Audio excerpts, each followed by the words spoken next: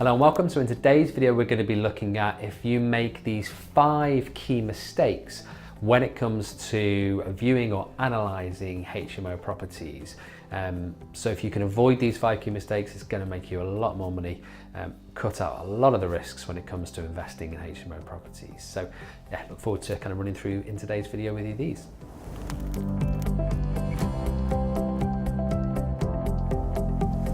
So the first key mistake we see a lot of investors make when it comes to HMOs is not fully understanding what the local market and competition is offering. So essentially what your competition is doing and how you can be different, or how you can succeed and offer a better quality of service and house to your clients, to the tenants. So very often people might look at to see if there's enough houses in a particular area in terms of properties that are being marketed to maybe show somewhat what demand there is, but they didn't look into the detail in terms of what they are actually offering. So how many of those rooms are maybe en suites?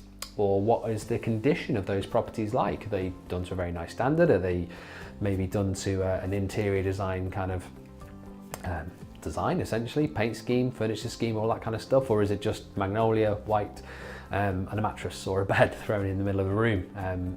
It's important to understand what your competition is doing, and therefore you can see kind of where you fit in that market, what you can obviously charge for those rents, but also how you can really take kind of a piece of that HMO pie in your local area and make sure that your property essentially stands out over and above those, so you get more tenant viewings, more tenant applicants, and tenants staying for a longer period of time as well, by simply offering a better service. So the first thing is to make sure that you are looking in detail really what your competition is doing.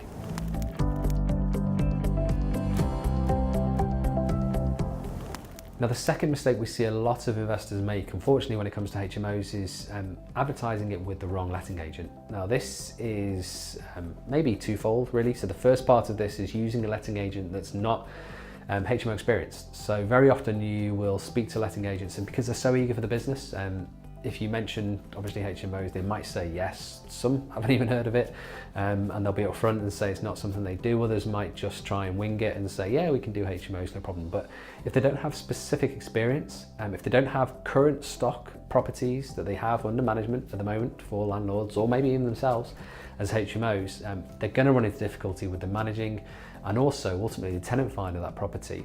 It's very important to choose a specific letting agent that's got HMO experience. Now the second part of this kind of question, or the second part of this particular element in terms of letting agents, is using a letting agent that not only has HMO experience, but also experience with the right tenant profile. So we've recently finished a project in the Northwest where we spoke to, on the phone, 3, I think, maybe 4 letting agents locally to that area to try and find a new letting agent for that particular property, that particular location, as it was a new location for us that property was being done in. So we didn't have an existing relationship with a HMO agent in that area. So we spoke to all the agents that we thought were potentially suitable, and we had 2 or 3 in mind that we thought, right, these are great, let's meet them at the property, have a viewing with them, show them our plans of what we were thinking of doing with the property, and really give them a good insight in terms of what we're aiming for.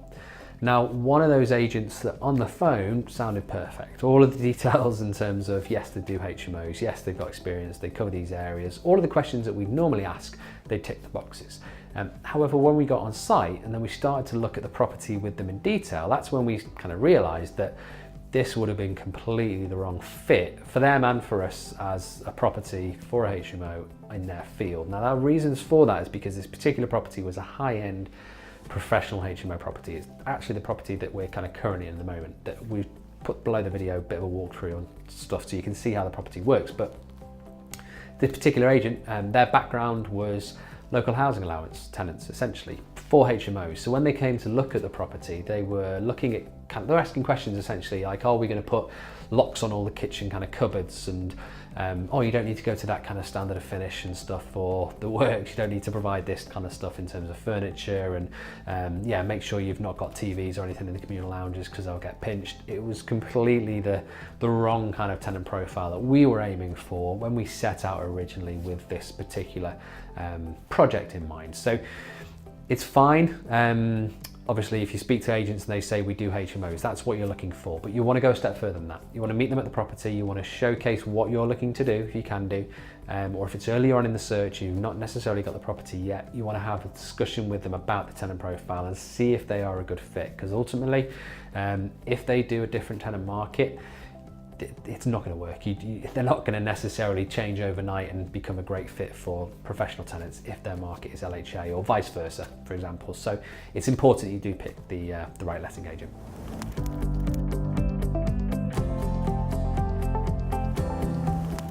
Now, the third mistake that we see many investors that are new to HMOs make is just really understanding not just their competition in terms of what competition is out there, but in terms of the area. Is there enough demand for tenants to provide, I suppose, ongoing tenants, applicants for a HMO in that particular location? Now, very often HMOs are kind of talked about as being a fantastic income generator, give great yields, cash flow, all that kind of thing.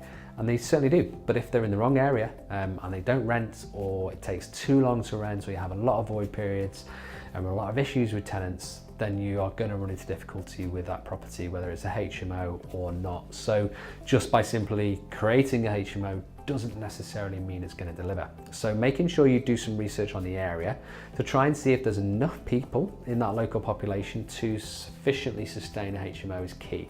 Now, I know landlords that do self-managed properties and some that use letting agents as well to do HMOs in smaller towns, even smaller cities, and it works for them.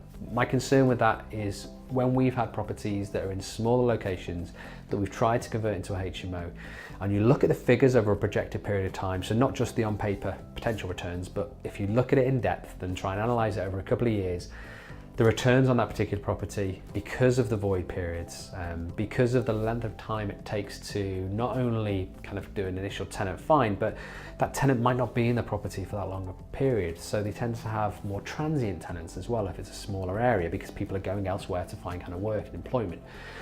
Those types of properties then start to become very difficult to make cash flow positive or to make the returns that you'd originally anticipated. So what we tend to aim for and look for now is towns, cities, essentially of populations of around 100,000 plus within that kind of city or town radius. So it's sufficient to sustain really a good HMO market. If you're looking at satellite kind of towns or villages, they're simply not going to be buoyant enough typically to make a HMO work. So making sure you understand, as I said, not only the competition, but also the amount of demand and how big the area is going to be key for you to make sure that your HMO that you're looking to purchase or currently have, if you're wanting to convert a property into HMO, is going to work essentially.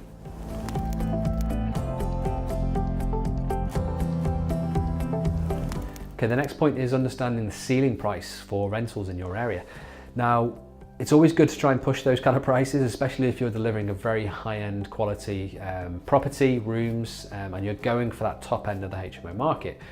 However, you still do have to understand what that ceiling price currently is. If you're in an area where the top end HMOs are generating £400 a month, let's say, as an example, or £500 a month if you're in maybe a bigger city or bigger location, or even obviously higher than that, there's HMOs that generate that per week. I'm talking from the Northwest, that's the area that we're kind of based in, so they're typical returns that we usually see. Now, if we're looking at, let's say, a top end room that's going to achieve £400 a month in terms of rental, and the apartments in that area for a one bedroom apartment is £400 a month as well, you then start to get a very difficult kind of ceiling price that you will find hard to push over, because people will go to the one bedroom apartments. And that translates as you go up the scale. So as we go to slightly more busier or affluent areas, more people, more population, and those prices increase. So it's maybe a £500 a month HMO room, and the rents for a one bedroom flat is 525. Again, it's just too close typically to be able to push that barrier. Now, you can provide a very good accommodation and you can get the top of that ceiling price, but to push it over gets very difficult. If you're in an area that's typically got quite standard HMO rooms, not many en suites in the area, maybe there's not many HMOs in the area, But the difference between the room rates and maybe a 1-bedroom flat, or the difference between what would it cost to rent on your own and what it would cost to rent a room is significant, and there's a good cushion there. You can certainly push those ceiling prices. You can get a little bit higher for your rooms. And if you start to look at the figures, an extra increase by even £5 a week on a room rate significantly transforms a lot of HMOs in terms of the yields and the returns that they get. So it's always good to try and kind of go to that top end and to try and push that ceiling price, but you just need to be aware as where it is and what other competition you've got in terms of not just HMOs, but other options essentially for tenants where they can rent elsewhere instead of renting your very nice room in your kind of newly refurbed HMO. That you kind of understand where that ceiling price is, and you obviously make sure your figures work up to that kind of level and you're not reliant on, let's say, overstretching it too much.